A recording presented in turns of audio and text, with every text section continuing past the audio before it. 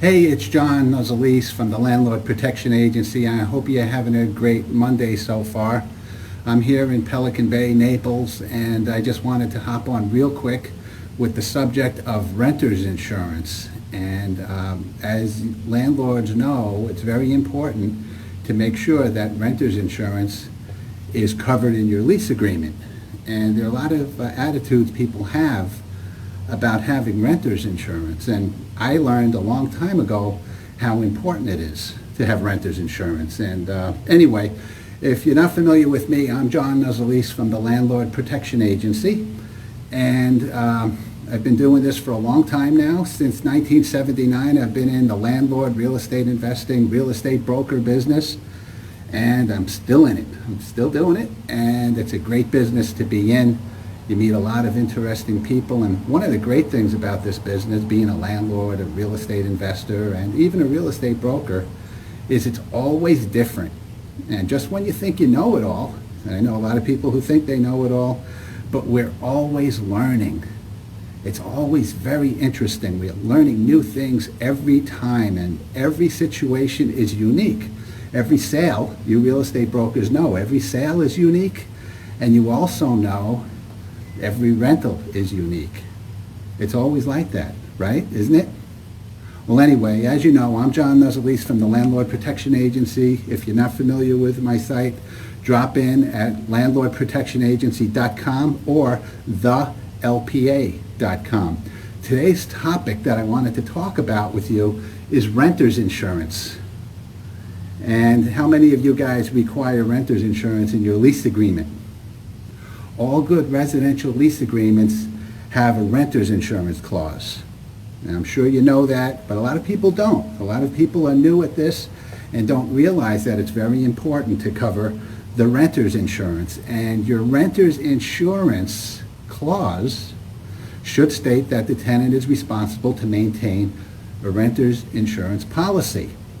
And that's provided by whoever they have their car insurance with, or any major insurance company provides renter's insurance. I had an experience many years ago. I was sitting in my real estate office, and we had a house for rent, and we had a man show up in a station wagon with 3 little girls, and he was very interested in the house for rent that we had.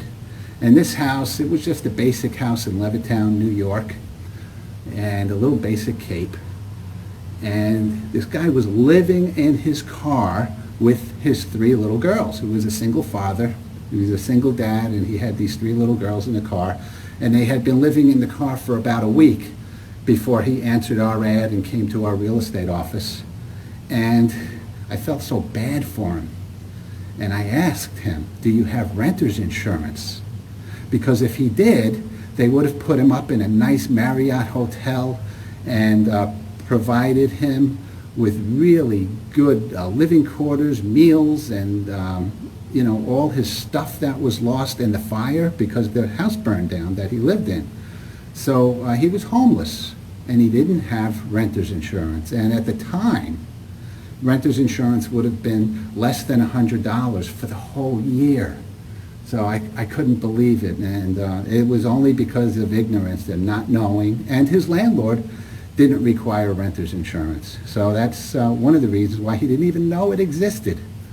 He thought that the landlord's owner's policy, that the homeowners, which is the landlord's renter's dwelling policy, should have covered that, and it didn't. It didn't, and it's so sad because so many people don't cover themselves with renter's insurance. Anyway, most people think, well, my stuff isn't worth insuring. It's too expensive. They don't know how cheap renter's insurance is. It's very inexpensive because it does not cover the real estate, it does not cover the apartment or the house. The owner's insurance covers the apartment or the house. The renter's insurance only covers the tenant's stuff. And if the property is made uninhabitable, it covers lodging. So they'll cover, the tenants being put up someplace while the rental is uninhabitable. We had a photographer who parked his car in front of the apartment that we rented to him, and the apartment was robbed. in East Meadow, New York. And this photographer lost all his photography equipment. He did weddings and stuff like that, and all his cameras and photography stuff was stolen out of his car. But this is a good story because he had renter's insurance, and he let us know that he was so thankful for us requiring him to get renter's insurance. The insurance covered everything because the car was parked in front of the rental property. So that was great news. So your renter's insurance or your car insurance or whoever you have your house insurance with has brochures, whether it's Allstate, State Farm, or Progressive. Whoever your insurance is with can provide brochures to hand to your tenants and emphasize that lease clause about the renter's insurance. And we have that in the LPA lease. Now, if you're not familiar with the LPA lease and you're a landlord, I wish you would be, because it's not expensive. It's on the LPA Essential Forms page. And when you go on the LPA Essential Forms page, we have a list of all the landlord forms.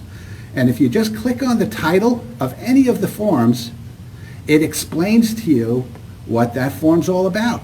You don't have to buy it because all the forms are free with LPA membership. But you do have the option to buy them individually.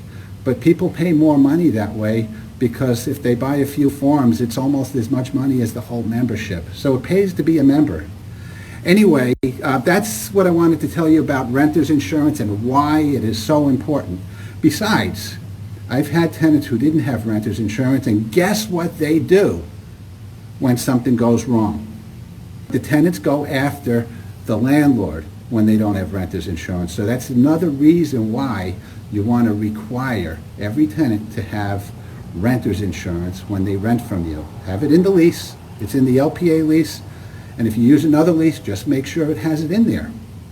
Okay, well, tomorrow our LPA newsletter is coming out, and I hope you subscribe to our free newsletter. And if you don't, you can click on to the lpa.com and subscribe to the free newsletter. We don't spam anyone. You have to subscribe in order to receive it. And we're covering collecting back rent. And Cynthia Schmidt is joining me, and it's all about obtaining the judgment when tenants owe you money. So I hope you join us with our newsletter tomorrow and see the free 20-minute teaching session that I have with Cynthia Schmidt. It's going to be great. You guys are going to like it, especially if tenants owe you money and you want to get a judgment. Thanks for joining me.